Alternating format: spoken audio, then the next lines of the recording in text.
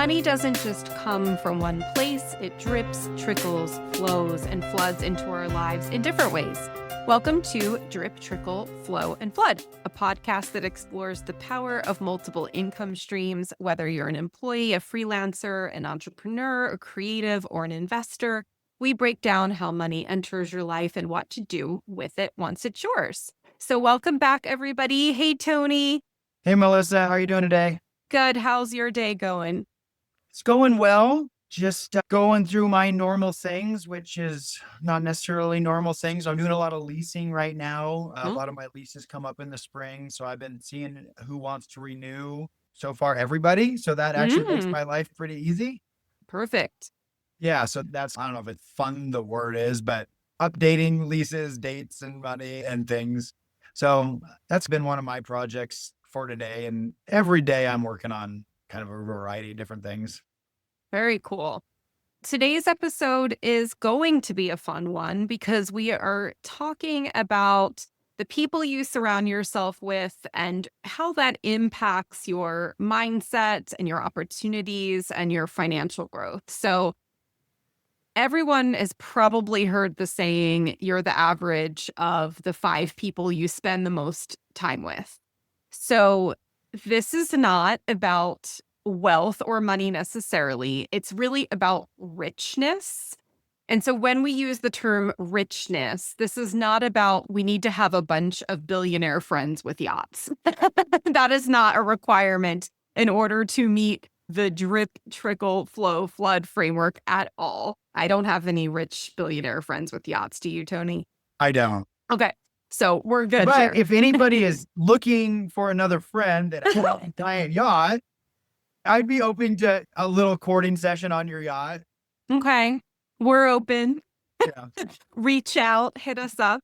So when we say a rich mindset, we are more talking about the openness and the curiosity, the willing to learn, and just overall having an abundant approach to life and to finances. So today we'll talk about what it means to have a rich mindset. We're going to talk about the people that you surround yourself with and how that can shape your financial habits and beliefs. And then we'll talk about how to be more proactive in building an environment or building a circle that is oriented towards growth. So let's start with the rich mindset mentality. So when we say the term rich mindset, Tony, what does that mean to you? To me, what it is designing a life that feels rich. And there isn't an exact number assigned to that, right? There's a lot of people, if you talk about the FIRE movement, right, where they're retiring with varying levels, but it's a pretty small income, really. And they're figuring out a way to live with that because they want to live a rich life, and they define a rich life by a lot of its travel and flexibility and those sorts of things. Some people, for a rich life, they want to be driving around in a Ferrari and on a giant yacht and whatever. And I think that's something we haven't really chatted a ton about on the podcast yet is drip, trickle, flow, flood isn't for one specific sector of the population, isn't for one financial segment. It's really for anyone. And it's a model that you can build to whatever level you want to go to and design whatever rich life you want to have. And again, that means whatever with the type of work you're doing, the type of income you're having. And so for me, a rich life it's all about flexibility and the ability to do what I want when I want to do it. Would I go cruise around on a yacht in the Mediterranean? Absolutely. Most of what I love to do is we do like to travel. We travel a fair amount, and I like to get somewhere sunny. But then I generally hunker down with my book by the pool or on the beach, and we'll go explore places. And I spend a lot of time wandering around in the woods with my dog, listening to an audiobook. Everybody wants to do different things, and having that rich life is coming up with a financial level that allows you to live the way you want to live. Ooh, that's good. I have a similar approach to what I think a rich mindset is, but I think what's important from what you said is that this doesn't have to be everyone's mindset. We're not saying your mindset has to be exactly our mindset, or how you define rich, quote unquote, is how we define rich, because we also have differences between us as well. But I think it's a valuable exercise whenever you are looking at your financial picture to define what rich means to you. So just like Tony defined it, for me, I think of a rich mindset as believing there are always more things that I can learn, not just about money, but just abundant in general. I can be a lifelong learner. Also, that there are always more opportunities available to me. So I try to see things as opportunities versus obstacles.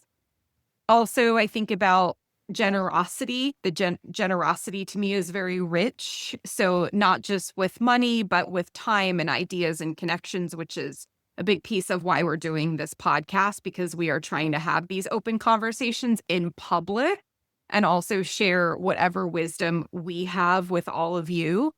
And then I also think of richness as surrounding myself with people who inspire me, who I can look up to, but also people who challenge me. So I think that's also an important piece of that richness. And I look at all of those things as just abundance. If I was to sum it all up in one word, that was my word of the year, one year. Not this year, but one year it was. Do you ever do the word of the year exercise? So I used to do a blog post every year with a Oh, word of the year. I haven't done it in a while. uh, maybe that's your next yeah, post. yeah, I haven't done it in a while, but yeah, I used to always have a word of the year. And so yours is was abundance last year. What's your word this year? What is my word? Wait, that's bad because I did pick a word and it's in my journal.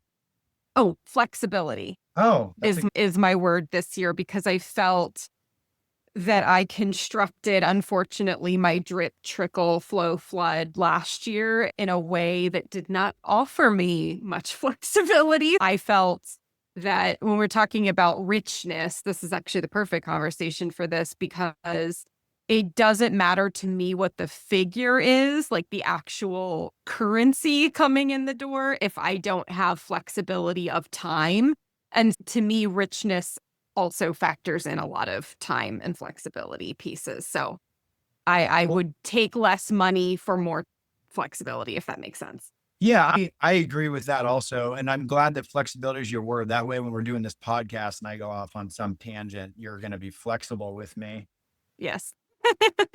All good. We can just have conversations and they can dip and twirl in all different types of ways.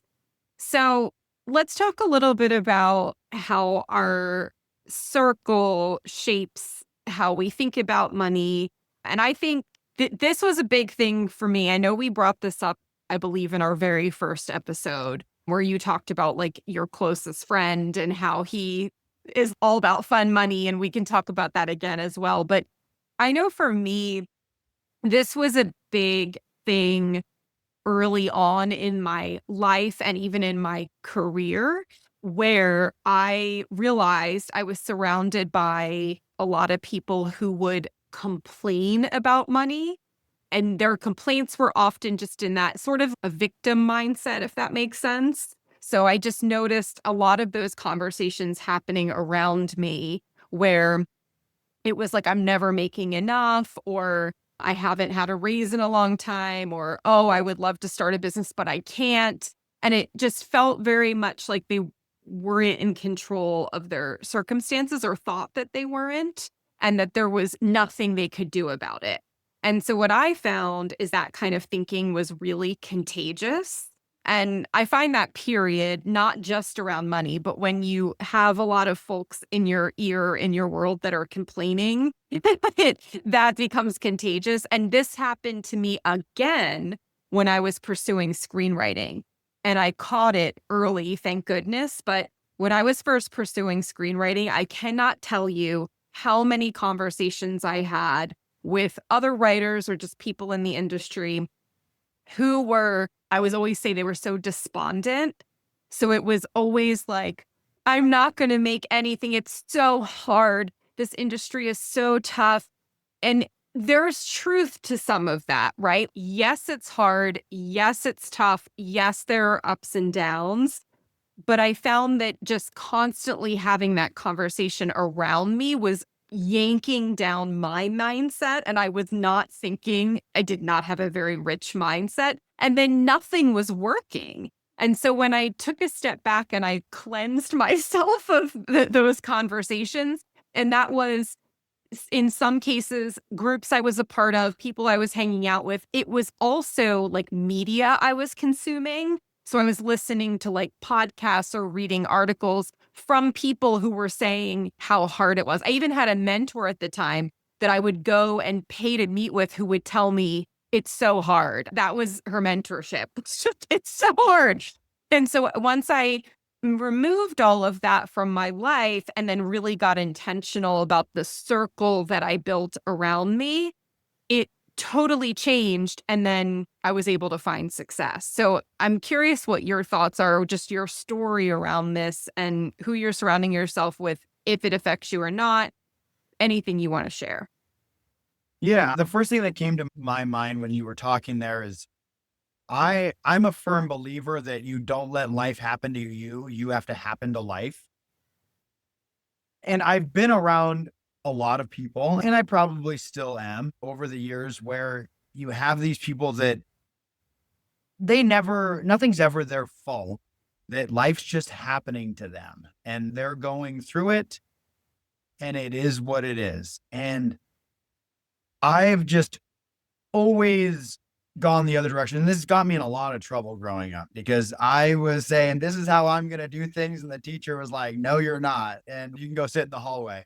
And so it's one of those things where you have to, yeah, you have to have that mindset of, I can do this, I can push through.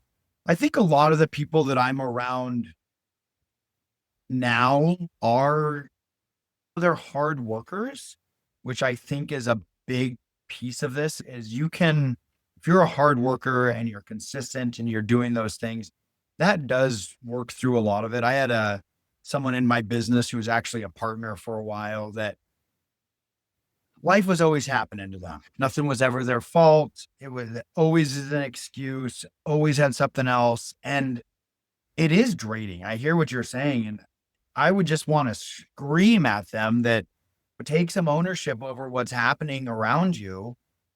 You get to make these decisions, whether you do the work you're supposed to do or you don't do it, how well you do it, whether you hang out with that person, whatever it is, whether you make that investment, you got to just take ownership over it. And I think that's a big piece of it. And you were talking around that for sure. Let's see, the people that I'm around, yeah, I have a pretty varied group. And I also spend a lot of time with a lot of young people with all the coaching I do. Yeah, that's true. So that's interesting. I really try to express it a lot to the kids that I'm coaching. And I coach, I don't know if I've really talked about this, but I've coached a lot of different things. The things that I'm coaching regularly now is junior high cross country, junior high track, and I coach, I guess it will now it's going to be junior high basketball. I coach my daughter's team, but I've coached K through 12.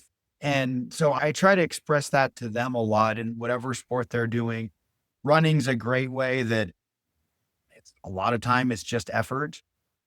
And so the people that, that you surround yourself with having that mindset of I'm going to influence the way my life goes. From a financial standpoint, it's a pretty wide range of people that I hang out with. Some people are crushing it financially and some maybe aren't doing as well. I've had a lot of really long time friends. One of my best friends, we've been friends since fourth grade or not fourth grade, since we were four. I've got lots of friends from that I've been friends with for a long time that depending on where life goes and what they want to be doing, I can't say the highest earners are the happiest. And Yep, so agree. And so that's why that idea of that rich mindset it isn't just money, it's having a life that you enjoy living. Yeah, that's absolutely true. It is all about that rich mindset.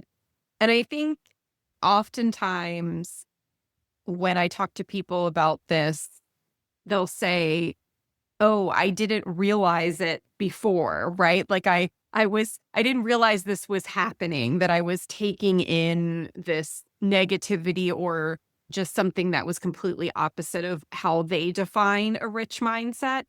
And so that awareness is definitely really key. I think recognizing the patterns in the conversations you're having around you. This is not finance related, but I remember something early on in my marriage that came up was there was a pattern that Gary and I would notice our friends would do, which was complaining about their spouse. It was almost like a thing you're supposed to do is you go and just complain, like when you're at brunch with girlfriends or he's out on a boys' night, whatever it is. And it's like everyone just goes around and complains. And so we both made a pact. We're not going to be those people. Now, that doesn't mean that we have no complaints about each other. Naturally, throughout, we've been married 20 years. So obviously, there are going to be things, and you can share those things with your closest folks or therapists, whatever you want to do, family. But it's just the idea of the constant, every time you have a conversation with your group, that you are just automatically defaulting to the complaint. And I think that often happens a lot here around finances as well, is just, or pursuing a career, anything that has to do about building wealth, building opportunities, is that you want to be very conscious about those conversations that you're having. And like I said earlier, be conscious of the communities you're a part of, be conscious of the mentors you have, be conscious of the media that you're consuming. And then also something that I feel like I've been trying a lot lately is upgrading conversations. So naturally, of course, not forcing it, but just thinking about, and Gary's actually genius at this. He's genius at diverting things when you're in the middle of if somebody starts complaining, he'll just know how to shut it down and ask a new question. So we'll have to have him on to discuss his process. But I just simply try to do, if I'm in a position where folks are falling into that complete mode, and let's say I'm at a dinner party or something with people, I'll automatically go to some kind of upgrade to the conversation, which might be like, tell me something you're excited about right now, or what are you most excited about this month, or what's something new that you learned recently? Something that can tip the conversation in a more positive direction. So on the financial front, do you seek people out that you will have financial conversations with, whether that's more on a peer level, or are you seeking out people that you can have financial conversations with in hopes of learning from them? Both. So I think it's layered, right? So there are if I'm thinking about my business or my career, I'm extremely intentional there who I surround myself with, because like I said, in the creative field, it's very easy to go down that rabbit hole of everything sucks and the industry is dying, and right, and there's all of this negativity that can come in. So there, the way that I do it from a tactical perspective is I create peer groups. So these are just people that will get together that all have a similar type of mindset. We might define the word rich differently, but we are similarly not interested in having those really despondent conversations about things we can't control, and leaning into what we can control in our lives and in our writing and in our businesses. So that's how I do it there. But in my, say, maybe more in my personal life, yes, I think seeking out like media to digest or people I can learn from who are really good in this realm is something that I do. That's important to me. And usually that's just somebody that has a lot more knowledge than I do around building wealth, just finances in general.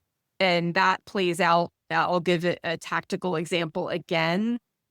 I actually never used QuickBooks for anything.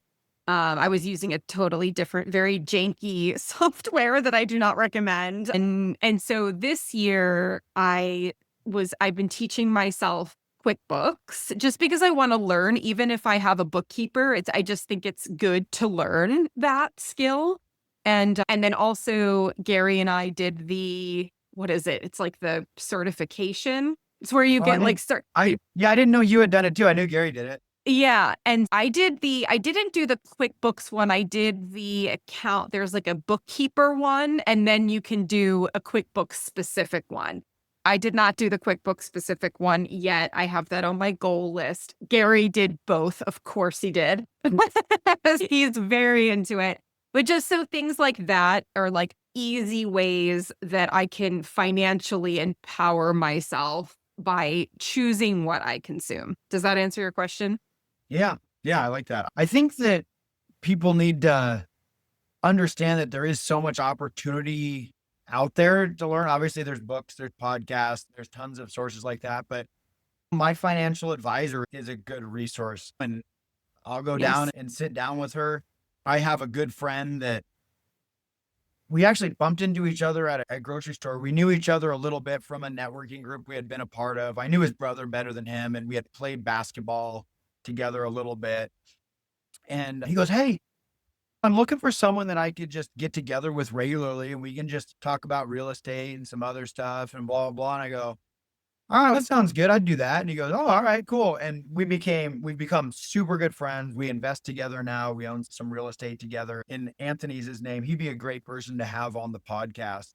And it's really cool to have people that you can have those conversations with and be comfortable having those conversations with. I have another friend that we have business financial discussions with, and you can really, and then Lindsay and I have these discussions also. And so it's really to be able to talk it out. Otherwise, it's just me by myself at 3 in the morning laying there thinking about it, which sometimes I have epiphanies, sometimes it's not overly productive time.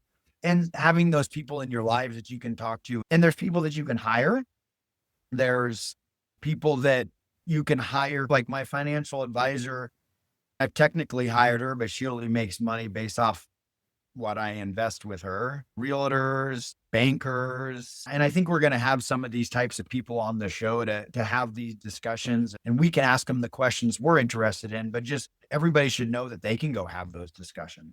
And then I think there is the making the conscious decision to hang out with people and spend time with people that you can learn from and and elevate yourself. And you said the 5 people I hang out with the most, and I was thinking about my wife and daughter, and then I was trying to think probably I got a couple friends, and so I was trying to think about who those people are. Sometimes those end up being people you work with, but it doesn't have to necessarily be the people that you're spending the most time with. You can schedule a time to go to coffee, go on. I'm a big proponent of walking meetings where you get together and you go for a walk and you just chat. I have a good friend that lives in Hawaii now, so we don't see each other as often, but we try to, sometimes it's a phone call, but when we're in the same state, we try to get together and chat, and just scheduling that time with those people that can propel you forward and move you toward that life that you want to live and help you reach those goals. And they inspire you. You have these conversations and you get this boost of energy to go do something where, when you're sitting by yourself being a writer or whatever the job, how many jobs now are you just sitting there staring at a computer screen by yourself? It's tough to be inspired sometimes. That is true. And that's thinking about the 5 people I spend time with. A lot of my friends don't live here. Most of my very close friends live. I have a Hawaii one as well. And then folks just spread across the United States. So a lot of the people that I connect with regularly, we do it on Voxer. I don't know if you ever use Voxer. It's like a Yeah. walkie-talkie app. Yeah. But we just joke with each other because it's like we leave each other mini podcasts all the time because Voxer's like maxes out at 15 minutes, but then you can just start a new one. So we just have this joke that we all do that. And then it's also one of those situations where I would say almost every day we're all talking money with each other and finances and business and all of these great elevated conversations. And then in the next breath, we're like gossiping about the last episode of White Lotus or Severance. And so that's important too, is it doesn't mean that your whole circle has to just talk money all the time. That would be very exhausting. But just know that, like, the folks that you are spending your most of your time with, whether that is in person or virtual, depending on what your setup is, the folks that are closest to you, that you're able to have those open conversations with them about Are these you things. up to date on White Lotus? Yes, What do you like this season? I do. I do I too. think it's different. It feels different than the other seasons, but I feel like I'm more intrigued by the storyline. I Yeah, love all the I characters. like it a lot. As soon as the episode drops, we tell Harper she's got to go do something else so Lindsay and I can watch it. Bye, Harper. Yes, it is a really interesting season. I won't spoil it for anybody. I don't know at what week we'll be releasing this episode. It might be over by then, but we can have a White Lotus chat after the show's done, so we're not spoiling it. All right. I think this has been great, just talking about the rich mindset, the people that we surround ourselves with, who we choose to surround ourselves with, the what we're taking in as far as information from people in our lives, our circles, and also from media as well. And just being super intentional about those things, and that having that rich mindset, which means, for at least for me, staying curious, staying open, staying generous, and really forward thinking. So that's it for this episode. If you enjoyed what we had to say, we'd love for you to follow, subscribe, review, rate, or share it with somebody that you think needs to hear this message. And thanks for tuning in, everyone. And we'll see you next time for more drip, trickle, flow, and flood.